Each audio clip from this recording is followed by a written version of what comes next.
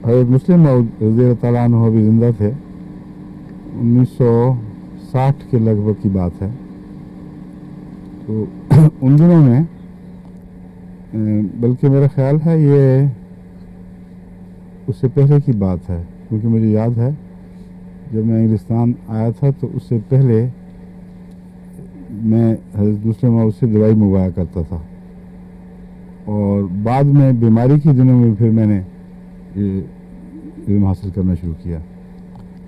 लेकिन होता यह था कि मुझे एक सर दर्द की तकलीफ़ होती थी जो मिग्रेन कहलाती है। इसको आमतौर पर उर्फ़ आम में मिग्रेन कहते हैं, लफ्ज़ मिग्रेन है। ये आधे सर की दर्द खा दाएं तरफ का हो खा बाएं तरफ का, उसे दर्द शकीक़ा भी कहा जाता है उर्दू में।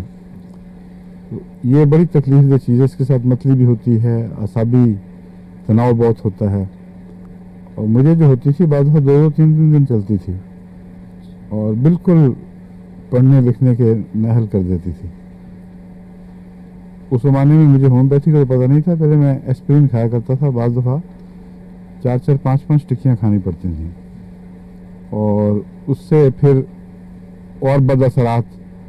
एस्पिरिन में तेज़ाबियत होती है, मैदे की जो झिल्ली है वो जलनी शुरू हो जाती है, उसमें सोजिश पैदा हो जाती है, फिर गुर्दों पर बद असर होता है, फिर दिल की धड़कन तेज़ हो जाती थी। तो इसलिए फिर मैंने हज़रत मुस्लिम मऊद की तरफ जो किया। आपके पास एक होम्योपैथिक नहीं थी, वो एक दवाई थी सैंडोल जो कलकत्ते से आया करती थी। उस दवा से मुझे बगैर किसी ज़ायद डोज लेने के आराम आ जाए, एक ही टिक्के से आराम आ जाता था। और वो दवा चूँकि पाकिस्तान में मिलती नहीं थी, हज़रत मुस्लिम मऊद को कलकत्ते से आया करती थी। तो मैंने कई दफ़ा आपसे दवाई मंगवानी कि आप वो सैंडोल भिजवा दें। एक दफ़ा छोटी सईदा मेरा पाको मैंने लेटा हुआ था, काफ़ी तकलीफ़ थी, आँख खोलनी भी मुश्किल थी। तो गर्मियों की शाम थी, मैंने कहा आप अब्बा जान से जाके मेरे लिए सैंडोल ले आए। तो कुछ देर के बाद वापस आई तो उन्होंने कहा कि वो सैंडोल तो ख़त्म हो चुकी है। तो उन्होंने फरमाया है कि मैं होम्योपैथिक दवाई देता हूँ, ये इस्तेमाल करके देख लो। उस वक्त तक मुझे कोई ख़ास यकीन नहीं था होम्योपैथी पे, तबर्रकन मैंने कहा ठीक है। बाद मुझे भी कहते हैं कि इलाज नहीं आने, तबर्रकन दे दो। हाँ हाँ ये भी उनमें से तबरक। हाँ, मगर बात तबरक से फ़ायदा नहीं होता। खैर वो दवाई मुँह में मेरे पुड़िया मुँह खोल दिया, आंखें बंद किसी तरह, और पुड़िया मुँह में डाल दी मीठी गोलियों की, और कुछ देर बातें 2-3 मिनट बातें की, क्या मैं जानने लगी हूँ कुछ फ़र्क पड़ा। तो अचानक मुझे महसूस हुआ कि दर्द है ही नहीं, होने और ना होने के दरमियान जो नो मैन्स लैंड है वो भी नहीं थी। हैरान हो गया, मैं क्यों आंखें बंद करके लेटा हूँ। उसी वक्त उठ खड़ा हुआ, मैंने कहा तो अजीब जादू है, ये तो हैरत अंगेज चीज़ है, कभी किसी दवा से ऐसा फ़ायदा नहीं हुआ। तो उससे मेरे दिल में एक यकीन पैदा हो गया कि खा साइंस के लिहाज से मुझे समझ आए ना आए, फ़ायदा है इसमें।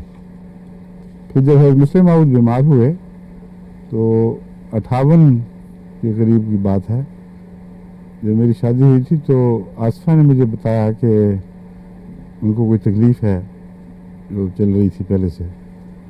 तो मैंने कहा मैं जाता हूँ अब्बा जान के वहाँ तबीयत पूछने जाया करता हूँ, वहाँ मैं देखता हूँ होम्योपैथिक किताबें पढ़ी हुई हैं, उसमें से देखता हूँ।